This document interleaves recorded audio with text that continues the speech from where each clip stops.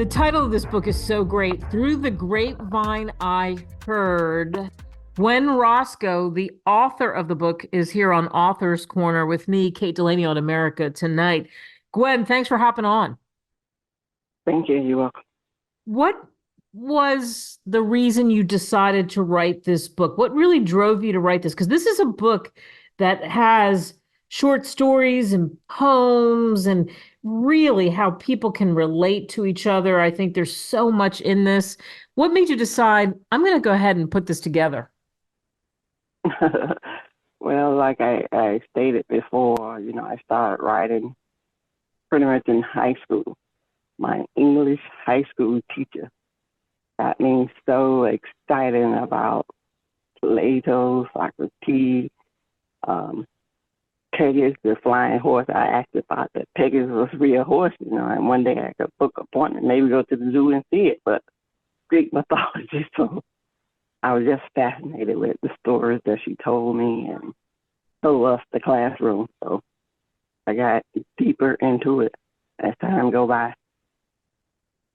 Wow, so you pull it together and you have such an interesting background.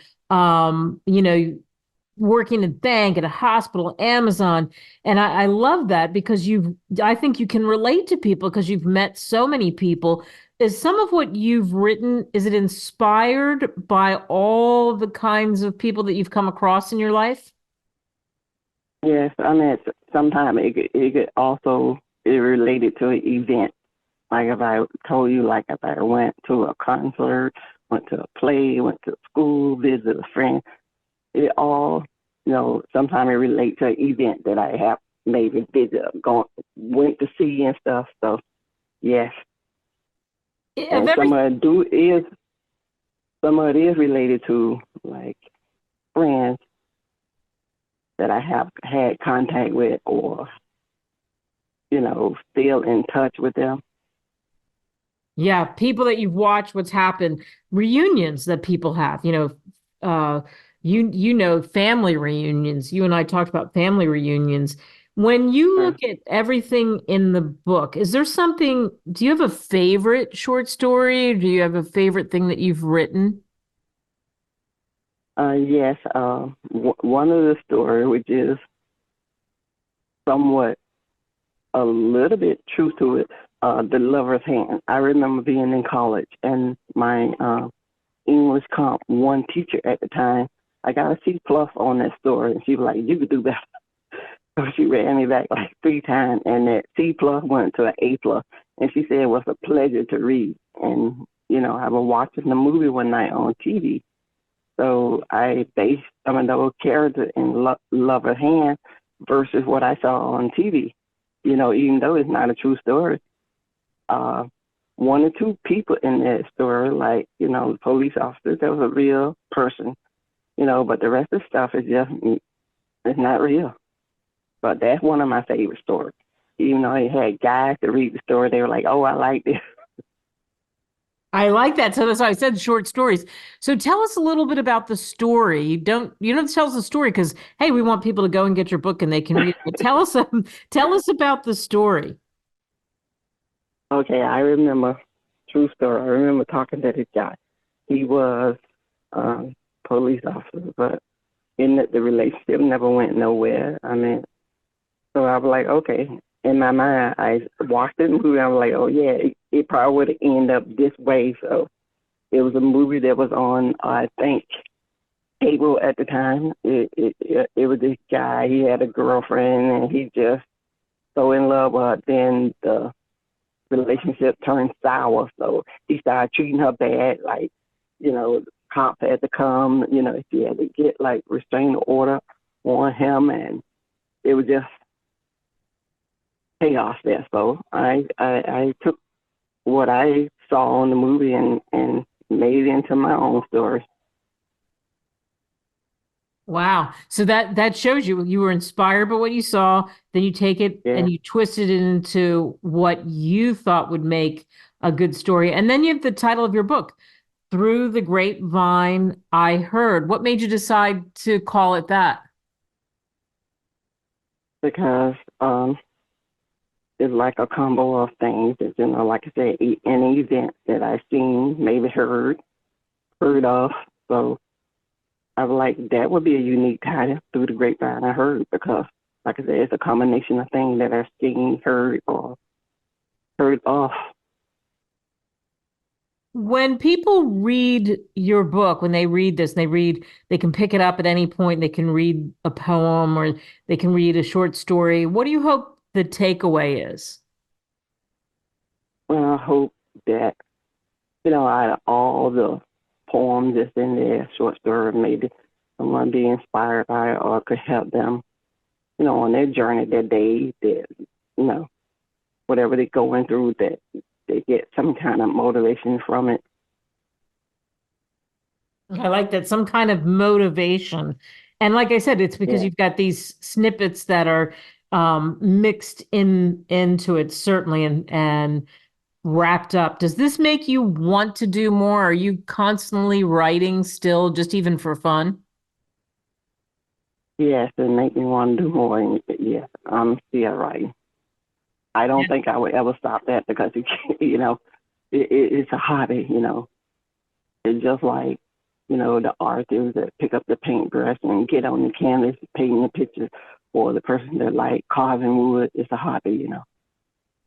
So from the young girl that was in college that got this C plus that was then turned into an A plus, did you ever think that you would have a book out into the world? Yes, I mean, yeah, it was something that I was working on when I was in college. So yes, I did see it coming. Nice. I like that. So you visualized it and then look what happened. You worked on it and then it happened for you. So again, the name of the book is Through the Grapevine I Heard. G. Roscoe. You'll see Gwen's name written that way on the cover. You can get it on Amazon, Barnes and Noble, wherever great books are sold.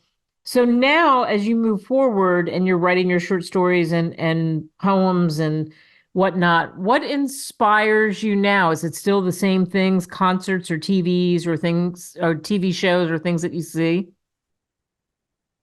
Yes, and memories of my teachers. I had great teachers. High school, college. I mean, some of my teachers, I'm still in touch with them. The one that taught me in college, I still keep in touch with them. I mean, we talk over the phone, we text each other, say hi. I try to keep in touch with them as much as possible. Wow. And life is so unpredictable, and that you keep in touch with them really, really says something too. Do you like writing the short stories better or the poems? I like both, to be honest. I mean, I can't say I like one more than I like the other one because I like both. I really enjoy writing poems. I really enjoy writing short stories. Yeah. Well, we can't wait to see what happens next with you. And of course, you can get this book, like I said, Through the Grapevine I Heard. And it's so interesting to see where someone can go when they have that vision, they have that idea. And Gwen is definitely one of those people. Gwen, thanks so much for coming on. You can't. What an interesting woman. Especially she talked about some inspirations. Her ninth grade teacher really encouraged her to write. And then at 13, she wrote her first play called Slaves Not for Sale and a short story called Our Trip to China. And she has such a passion for writing. And my time spent with her, I could really tell that. She talked about how her writing just got, I don't know if better is the word. She's just got even more passion for the writing when she got her degree from Roxbury Community College in Boston, Massachusetts, and that she writes nonfiction and fiction, and she really wants to hit a ranges of audiences all over the world, and that's clear with her poems of fiction and nonfiction. And I have the Kindle version of Gwendolyn's book. And I love, love, love. This is one of my favorites because I walk the dog in the morning and I get to see this. It's called At the Crack of Dawn. At the crack of dawn, the sun hasn't rose. A blue orange paint, the peeking poking of a shadow of light.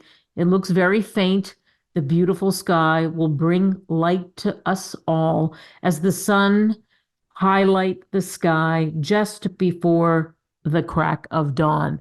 And I thought about that today when I was walking Guinness, and I was like, oh, I'm so fortunate to, I could hear her words, and I'm so fortunate to get the views that I get. And I think her work is so much like that. So once again, you can pick it up on Amazon or Barnes and Noble, wherever great books are sold.